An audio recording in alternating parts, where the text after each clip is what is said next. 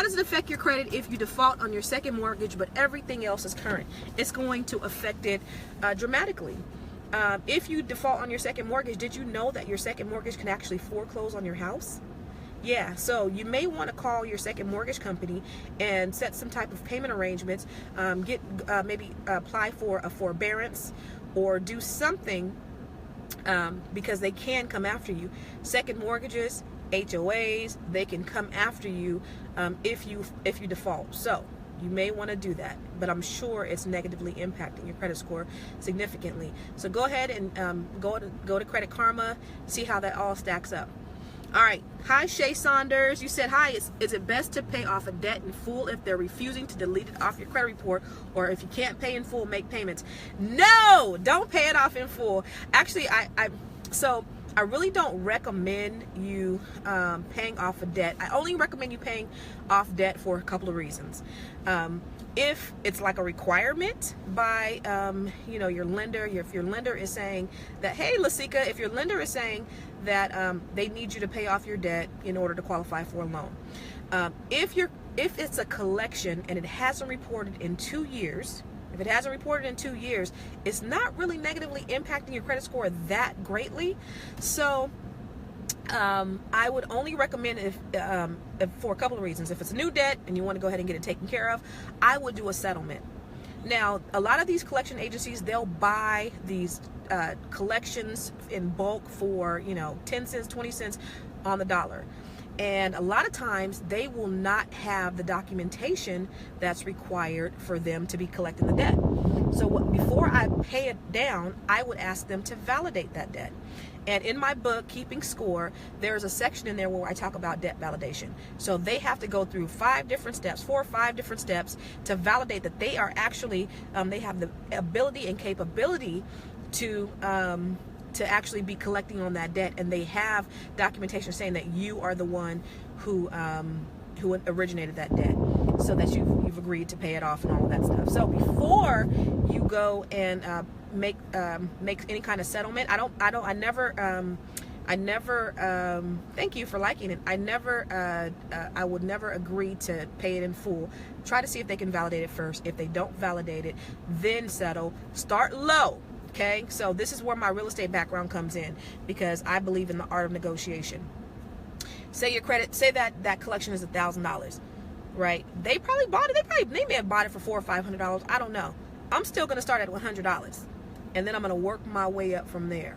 So I'm not going to, I'll have an end game in mind. So say I want to pay $500 on it, but I'm going to start like even at $50. I'll say something just extremely ridiculous, and then I'll get to that $500 mark if that's what I really want to pay. So before you go paying that debt off, actually request that they validate it to see if they really have the right to collect it, and they have the documentation, the proper documentation that says that they have the ability to collect. All right. Hi, Alexis. Should I get a secure credit card? I already have 4 credit cards. Will that build my credit? I'm currently at 79% usage of my credit. No, don't get a secure credit card. You already have enough credit cards. So I think 4 credit cards is a good amount of credit cards. I would say keep those 4 credit cards. Don't get a secured card because you're already good. Now, you want to get your utilization down. You want to get it down to about 30%, no more than 50%. So now you have all of these credit cards, right? So do you have a credit card that maybe has a high limit but doesn't have a high balance? You can do a balance transfer. Okay. Do you have a credit card that maybe you can request an increase? So the way you can request an increase is you can call the credit card company, you can go online and request an increase, and then that will drop your utilization, and that will increase your credit score. All right. Thank you, Alexis. Tamika Meek. There are questions. Oh, can you see him? I can now. Hi, Brandy.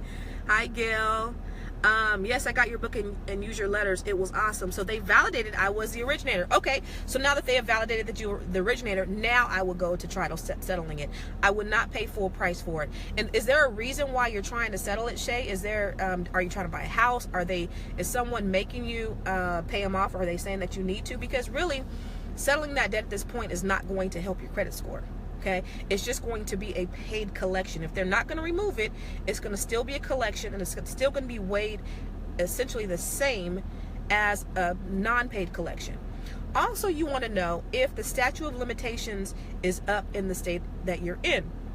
I'm not sure what state you're in, but there's only a certain period of time where they can come after you and they can sue you for that debt.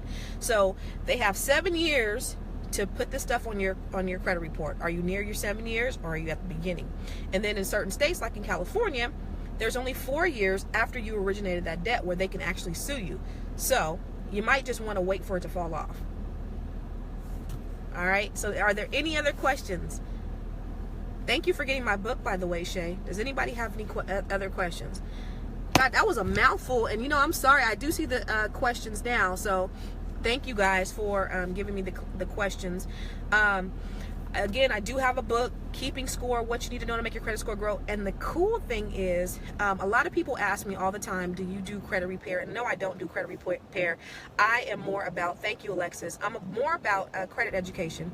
I'm the CEO of a real estate firm, Catalyst Real Estate Professionals, and my mission and my goal has been just to help people get into position so that they can start building wealth in whatever capacity that is. So it might be buying a home, it might be investing in stock. So I do all of those things. But credit, I've been obsessed with credit since I was little because I know what a huge impact it has on your ability to start building wealth. If you've ever read the book Rich Dad Poor Dad by Robert Kiyosaki, you understand that rich people don't use cash to pay for things. They use credit. They use what's called leverage. Okay, so a wealthy person, even banks don't use their own money to invest. Banks use your money. So your deposits, they're making more interest off of the money that you deposit in there, and they're giving you like 0.01% back, but they're actually taking your money and investing in other places, in other vehicles, and they're getting a greater return. So I'll talk about stock in a minute. So what was I saying? Where was I going with that? Oh, so Robert Kiyosaki. So when we talk about leverage, we talk about and using other people's money. So what Robert Kiyosaki did is how he became rich and how he started building his wealth. He bought one house, right? He bought one house, had it for a little bit, took the equity out of that, purchased another house. Took the equity out of that, purchased another house, until he had a massive amount of houses and he had a massive amount of equity. And that's actually one of the things that I was doing before the bottom hit of the real estate market, and then I got caught holding the bags and I ended up foreclosing on some property. But if I had to do it over again, I wouldn't have walked away from those properties, because now that I look at them, I would have gotten way more equity today had I held on to the property. So I foreclosed on a couple, and I'm just being transparent with you. I foreclosed on some, I short sold some, and again, if I had to do it over again, I wouldn't have done it that way. I would have just held on to them, because now they're worth double of what I ended up having invested in them. You said, going back to Samuel Reeves, where can I purchase your book? All right, so my book is a best-selling Amazon book, and you can get it on Amazon.com. It's called Keeping Score, What You Need to Know to Make Your Credit Score Grow. Here's the cool thing, is I just wrote another book, and I just finished it up, and it'll be released in September. And I got a training program also, guys. So I'm really trying to help you take this a step further. The new book is called Build Credit to Build Wealth, the blueprint for a wealthy credit score, and it's Keeping Score on steroids. So if you purchase my Keeping Score book, you are going to love this Build Credit to Build Wealth, because again, I'm just trying to get folks in position so that they can begin to build wealth. And this is going to give you the nuts and the bolts and the step by step by step by step. You get homework assignments, you have stuff to do, it guides you on everything that you need to do. So that's a workbook. And then I have an online digital university where I'm helping you, and again, it's the same thing. It follows the wealth roadmap, the Build Credit to Build Wealth. It follows that book, and I have a whole wealth roadmap program that we're going to be releasing shortly, and it's going to go from, again, credit to investment, whether it's real estate, whether it's stock investment, and all that other stuff. So, which goes back to Shay's Saunders' question about getting into stock. So let me just tell you a story. I have 4 children, and I told them I bought the Boyce Watkins stock thing for kids, and I told all 4 of my kids, I said, look, I'm going to give you this program, and if you finish it within a week, I'm going to give you $1,000 a piece so that you can start investing in stock. I gave my, so my daughter, now she's 18. She was like 17 at the time. And, she's too busy on Snapchat. She's like, So she didn't have time for it. My youngest son, he was like 8 at the time. He wanted to do it, but he was just kind of, he was 8. And then my 2 middle boys, my oldest son, he was so excited about it that not only did he finish it that day, or not only did he finish it, but he finished it that day. So he's so excited about it. And then my other son, he finished it. It took him a couple of weeks to finish it. So I gave him $500, but I gave my oldest son $1,000 to begin investing in stock. So he opened up an Ameritrade account and he started investing in stock. With this $1,000, today he has $5,000 investing in stock. And it's something simple as in opening up an Ameritrade account, and then you start buying stocks. And then you can get into where it's a little bit more difficult, where you're doing some day trading and you're buying options. And that's a little bit, what I would suggest is there are a bunch of YouTubes on day trading, because that's where you're going to maximize your dollar. You're going to need more money actually day trading and buying options than you are purchasing stock in companies. So I'll have a little bit more information on that in our wealth roadmap.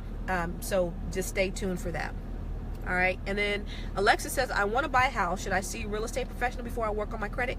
Absolutely. So here's the reason why, Alexis, I believe that you need to see a real estate professional or a lender like myself. Because you might start working on your credit and you might jack up your credit. Okay, so there might be things that you don't even have a clue about that you are like thinking that you're repairing. You might be doing, if you've read my book and you see where I talk about the spray and pray method, you might start doing the spray and pray method and all that stuff. It's a good idea. You should actually do your own credit, but you need to understand what to do before you do it. And so that's why it's really good to sit down with a professional like me. I'll give you some guidance on what to do. And then I think, if you would invest in the training program, that's going to, it's not only going to help you fix your credit, it's going to help you in the long run. Because I've had people that have gone, in credit repair, and while somebody was fixing their credit, they was jacking everything up on that end, so it was really counterproductive. So you really need to have an idea of what you're doing so that you can maintain healthy credit. All right. I know that was a mouthful. I know I was talking a lot. But does anybody else have any questions on credit, on real estate, on investing? Another thing I do is I invest in stock or in real estate. I flip real estate. So if you have any questions about real estate flipping, I'm happy to answer those questions. But right now, awesome, Alexis, schedule an appointment with me. But if you have any questions on real estate investing, let me look at the time. It's 12:38.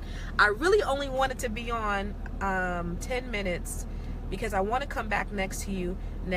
I want to come back next week, and if you have questions, I want to be able to answer those questions for you. And then next week I might be out of Facebook jail and I can start on time. So does anybody else have any questions on credit that I can answer? Make sure you do this. And I know I was doing some rambling at the beginning, but make sure you share this video with your friends and family and let them know that I'll be back next Monday at the same time, 12 p.m. Pacific Standard Time, and I'll be here to answer any of your credit questions, your real estate questions, anything that I can help you with, anything that I know about, anything that I can be a resource for you about. I'm here to answer your questions. So share this video with everybody in your network so that they can log on next week. Share it with people that you love, share it with people that you hate, but share it with everybody so that they can understand and get in position. Because here's what I believe. I believe that I don't believe in the haves and the have-nots. I believe that there is an abundance of things out there for all of us to have access to. I really believe that. And so because I believe that God is the controller over everything, I believe that we have access to everything he has. There's enough out there for everybody to have a piece of it. And so I have the information. I have a lot of information. I'll have all the information, but I just want to share it with everybody. So if you have any questions, any credit questions, Shondell just asked another question. As a homeowner, would you go about buying other property either to flip or rent? Absolutely. Yes. So if you heard what I was talking about earlier, Shondell, about Robert Kiyosaki, that's what he did, and that's how he made his massive amount of wealth, is through using leverage and using that leverage through credit to begin purchasing more property. So yeah, I would either buy and hold rent it out, or I would flip the property. In this market, there are a lot of investors, so you just have to make sure you know what the heck you're doing and you have a proper team in place when you start flipping property. And the team has to be, you need a good real estate agent, because they need to be able to source the property. They need to be able to tell you what the property's worth. You need to have a contractor on your team that you know that they can do the work. It's better if you can do the work yourself, but if you have a good contractor in place, that's gravy. You need to have a good lender that's going to be able to give you some private lending information, and then you need yourself, or you need a partner. And if you're doing flips for the first time, I would definitely recommend to maybe partner up with somebody so that you can offset the expenses. So I have access to those resources. And well, I don't have access to a partner for you, but I have access to the contractors, I have access to the lenders, and of course with Catalyst Real Estate Professionals, we have access to the real estate professionals.